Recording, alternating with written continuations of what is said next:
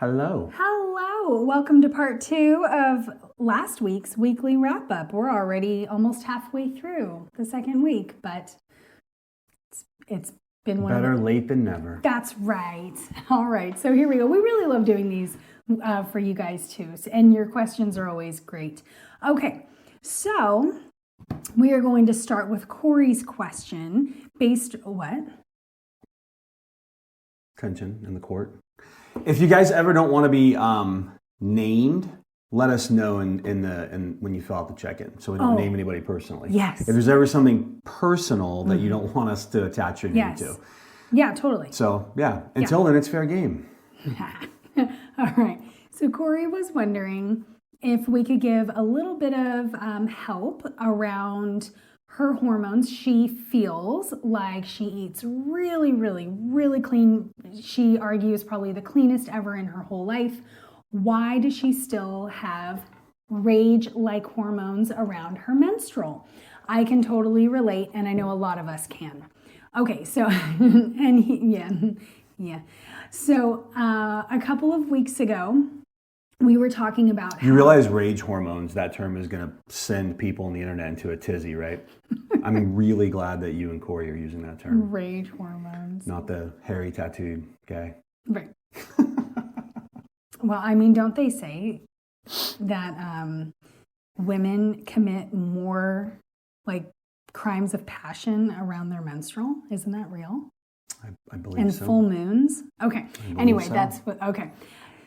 A couple of weeks ago, we talked about Next on True Crime. Okay, you're so annoying. About how resistance training is one of the best things you can do for your hormones. And yes, that is true. So I also made a comment about how a lot of experts or influencers basically want you to eat for your cycle, train for your cycle, live for your cycle. Everything should be around your cycle. And I feel like that's really not necessary. I made a joke about all they want you to do is do yoga and sip on your ginger tea. And I'm here to tell you that sipping on ginger tea is one of the best things you can do for your hormones. Men, don't fight with your partner. Get her a cup of ginger tea. It really, really works. Okay, but not the boxed ginger tea No. from the store. You need to go and buy ginger root. And I'll just give you guys the quick little recipe right here. For 1 cup for 8 ounces of tea, you need 8 ounces of water, 1 little inch of ginger sliced, no more than a 1/4 inch, with a cinnamon stick, or you could do mint or whatever. And you just let that simmer for about 5 to 10 minutes, and then put a little lemon and honey, and you have a wonderful hormonally balanced tea. And this is really good to drink whenever, but really great right before your menstrual. It helps balance progesterone and estrogen. Also, eating organ meat is one of the best things you can do. Specifically liver. So liver and ginger tea would be a phenomenal little addition. I almost said additive. Addition to your rage time of the month. Rage-free cycle. Rage-free, happy to be.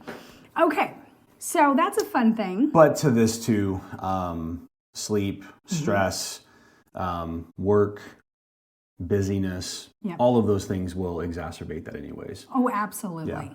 But if you can make sure that you're getting proper sleep and you are exercising and you're drinking lovely ginger tea, like that's just wonderful. Yeah.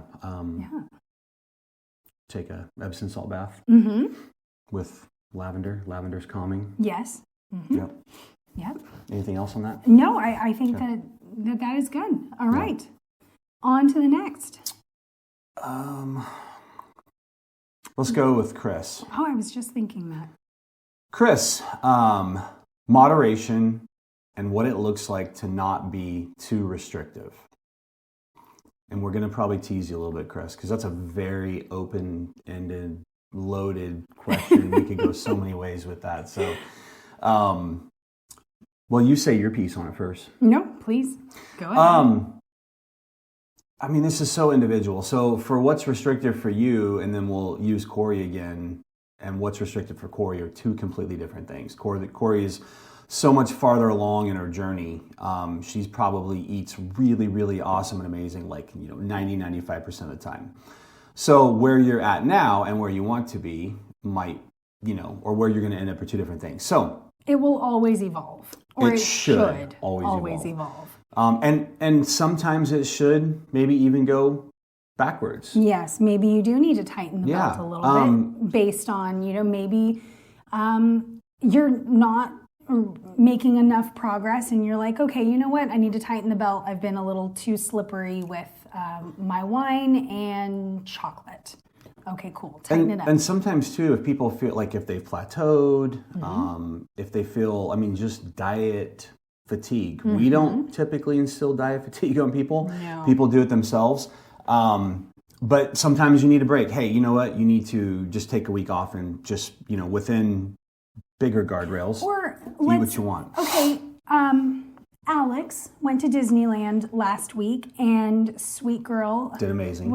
Yes, but she was like, hey, I don't want to have any additional responsibilities. I want to be on vacation. I do not want to check in with you and post pictures and all those things. And I was like, duh.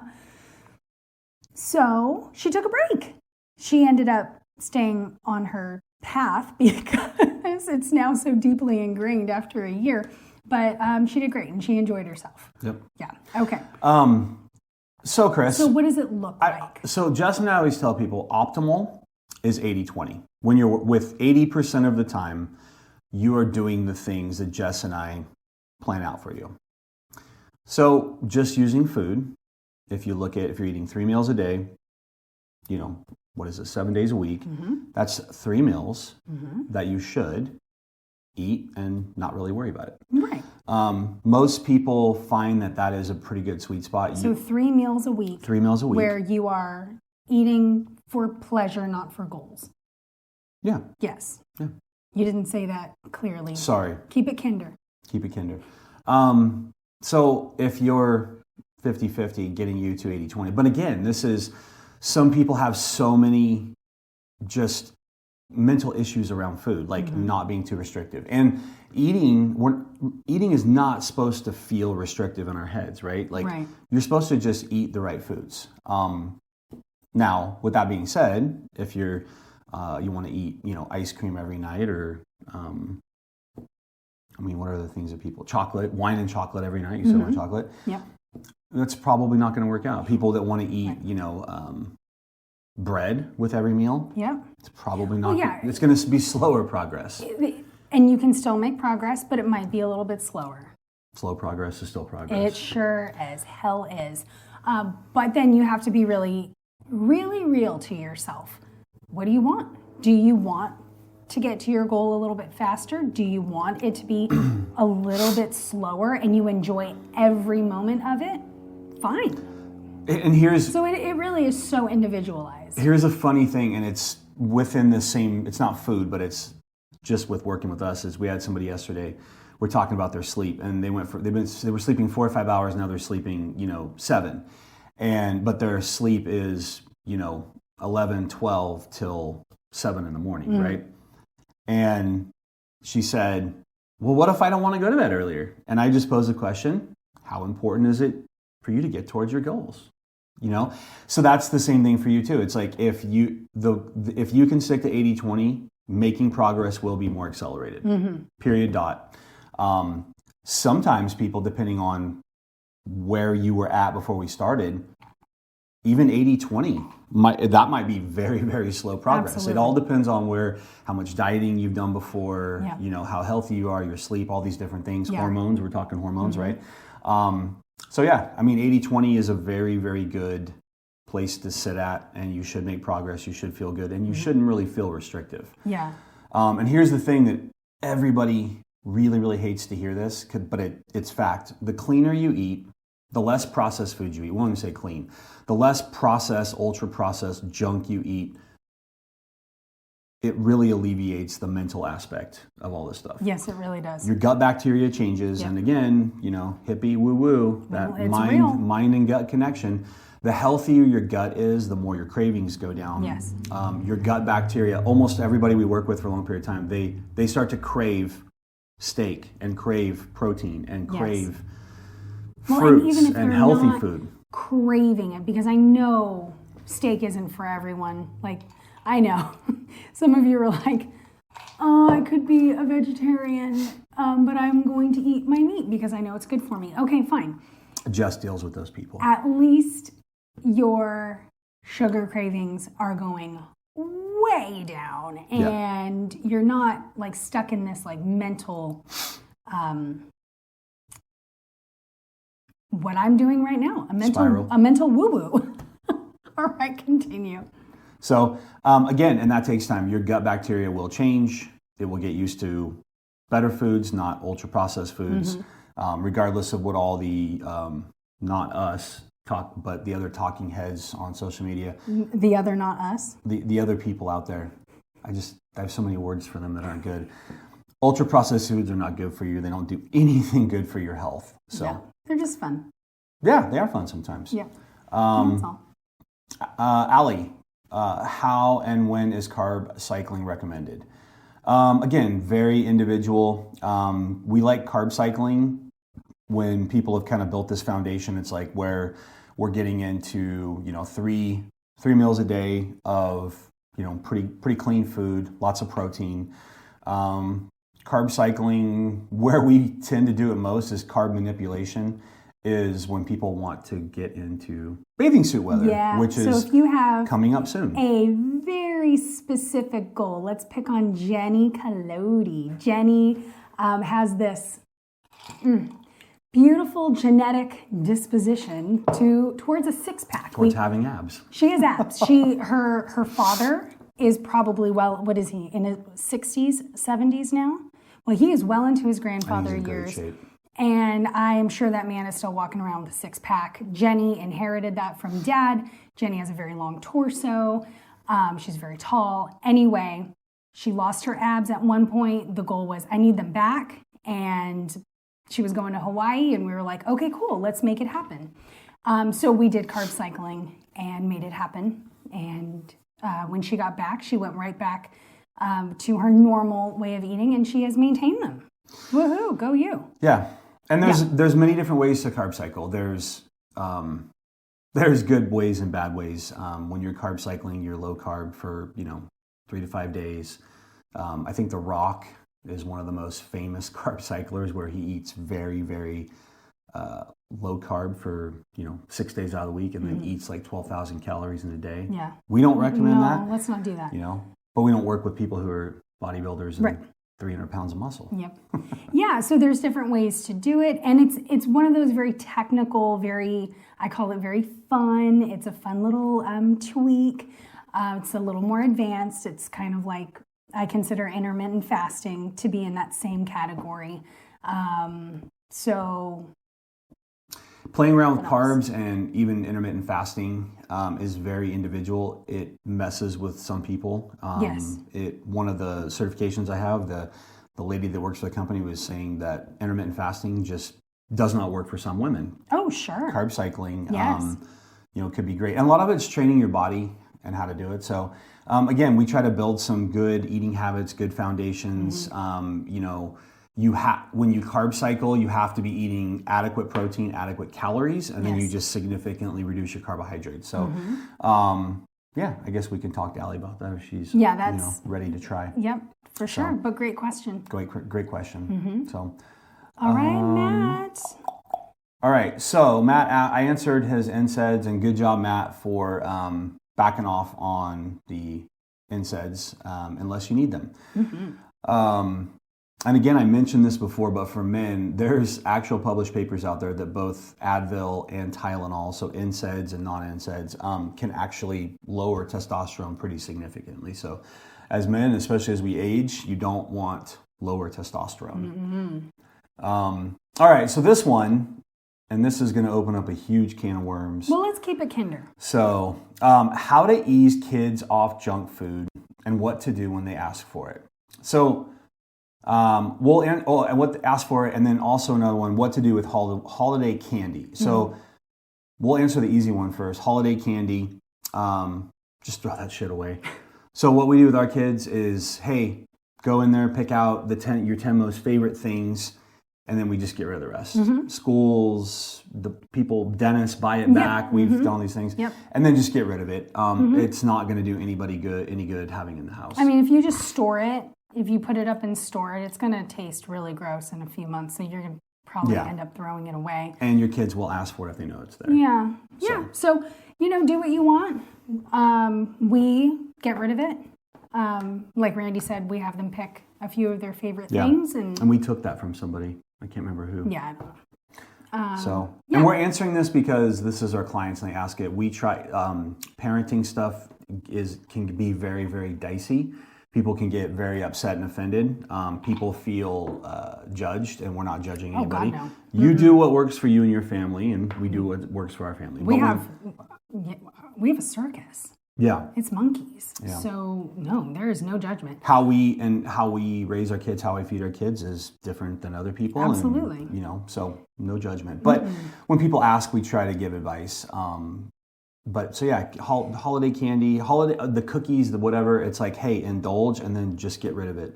Freeze it if you can. Yeah. And like candy. Some people, like I said, if you can keep it in the house and store it, that might work great for you. Okay, so how to ease kids off junk food and what to do when they ask for it. There's a couple of things you can do. So you can rip the Band-Aid off and get rid of it. Like you just do a pantry purge and you're like, hey, we are just done. And when they ask for it, it's like, no, we're not bringing that into our home right now. There are ingredients in there that we don't love, and it does not help our health, not having it in the house. Okay, that's one way. Rip the Band-Aid off. The other way, the more gentle way, would be to, use up what you have. Don't buy it again. And when they ask for it, oh gosh, well, you know what? I just haven't bought that. Well, why? Well, it has some ingredients in it that I just don't love. Oh, okay. Or my favorite is, not today. We're not buying that today. And then you offer them something else instead. So if they're wanting a little snacky for their packy, you can do some jerky and cheese and fruit, some nuts, popcorn. So when Matt and I talked about this individually, I said, the first thing before you even want to do any of this is you talk to your partner. Yes. And you're on the same page. Yeah. And I will, and this is the difference Let's talk about us. Man and woman. What happened in our home for years? Matt and I agreed that dads can be more, it's done. You mentioned Jenny and Joe. Joe watched something about sugar and was like, that's it. That's it. It's done. And Jenny's like, would you like to be home during the meltdowns? Exactly. And that's the thing is moms typically deal a little bit more with the meltdowns. And the nagging, let's be real here, but the bartering, the manipulating. If the kids have been eating a lot of candy and ultra-processed foods, those things are making them feel addicted. And it's like, now you've ripped it away. It's a meltdown. Yeah, so for sure. You get with parents or the team, and like I told Matt, I said, we have become the great wall of, the Price family. So when the kids speed into it, they crash into the wall. The meltdowns will not last forever. No, they're usually very short. Okay. Their little bodies are so resilient. They will have sugar withdrawals, but it will be like a fraction of like what our sugar withdrawal is. Like, it's amazing. On Sunday, Avery was given a box of cereal, one of those little boxes like you would get from a hotel.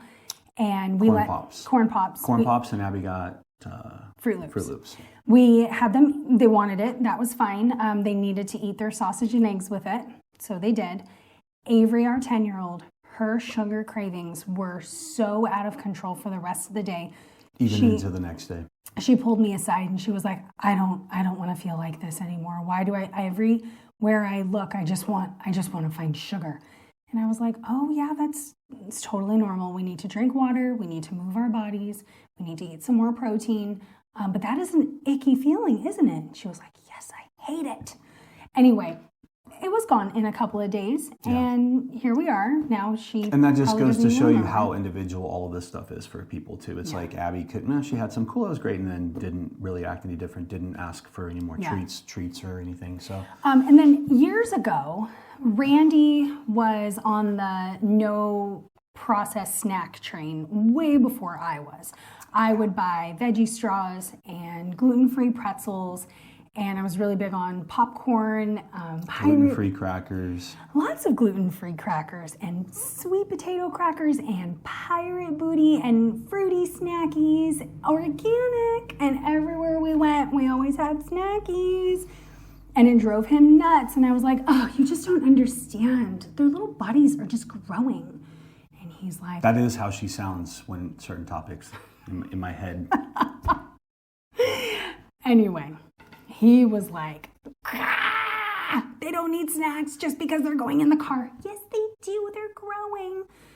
Anyway, I have evolved, as we all should, right? But that comes from the conditioning too, right? Yeah. The lovely boomer generation, like... Yeah, don't say that. It's okay. The lovely boomers, I think that's probably when snacking, just give your kids snacks all the time. And it's like, it becomes a culture and a thing, and then people literally believe that their kids just need to eat, 17 times a day. And it's like, no, not really. Right. So I started feeding the girls just kind of naturally as we started changing our diets, even higher protein. I started feeding them more protein, and I started noticing that they were not asking for snacks, and I was certainly not offering. And a few weeks went by, and I started noticing that no more snacking. Avery would come home from school, and she would drink water, and we would go on with our day and play, and she would not ask for a snack, and she would eat dinner. And that was it until breakfast, and this carried on.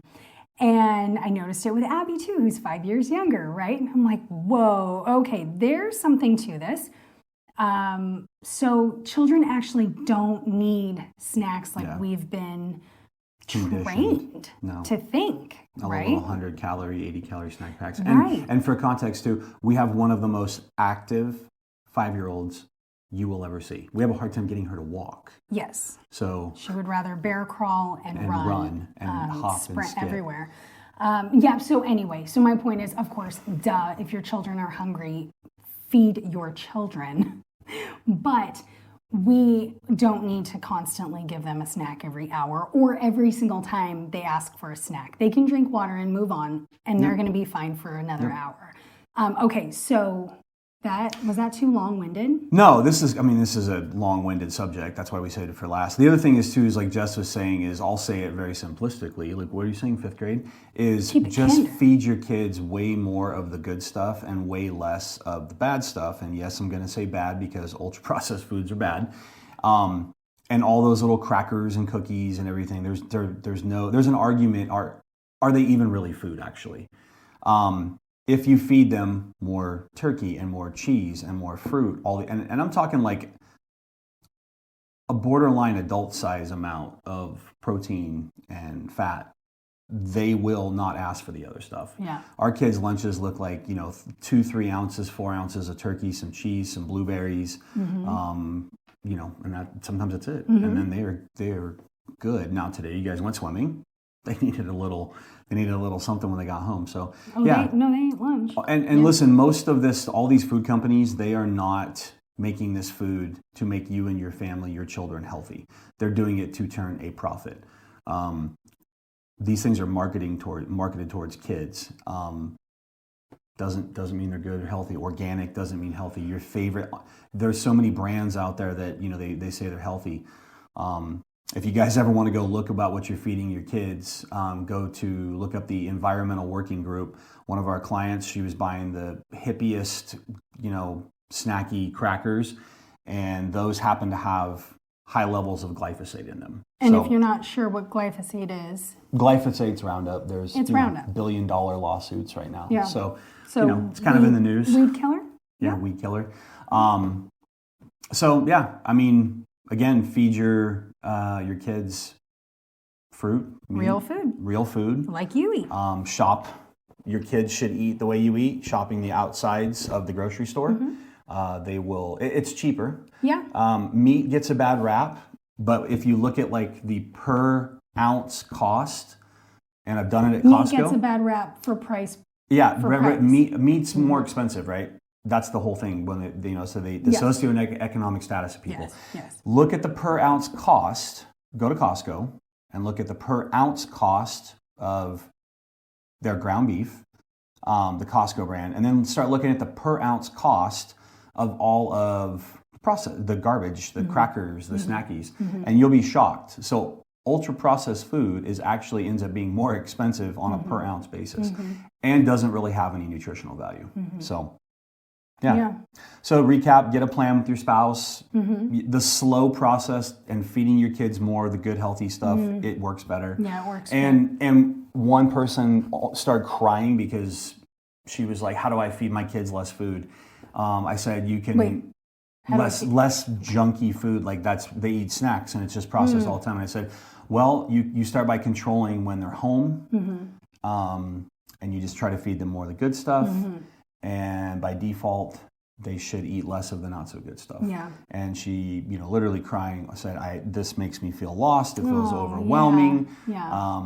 Start small. All these there's really good recommendations of like what added sugar should be for children. I think it's like 14, 15, 16 grams until they're like 14, 15 years old. And people were like, how do you do that? Right. So, well, I mean, you can. It is overwhelming. Well, I think one of the easiest things to do is like start with if they consume a lot of like juice or what are those Capri Suns? The easiest thing to do is get rid of liquid calories. Cut liquid calories, and then from there look at like candies and things like that. Okay, that can go. And save dessert for one night a week. Okay, cool. Yeah. And then you can tackle snacks. Those little snacky foods. Yeah. Man, that is hard to cut. But again, eat more make the meals bigger. Yeah. More protein, and snacks will become less frequent. Yep. So, totally. Did we cover everything? I think so. All right. If we missed anybody's questions, let us know. Yep. And we'll do another one of these this in week. a couple days. A few days. All right. Bye. Bye.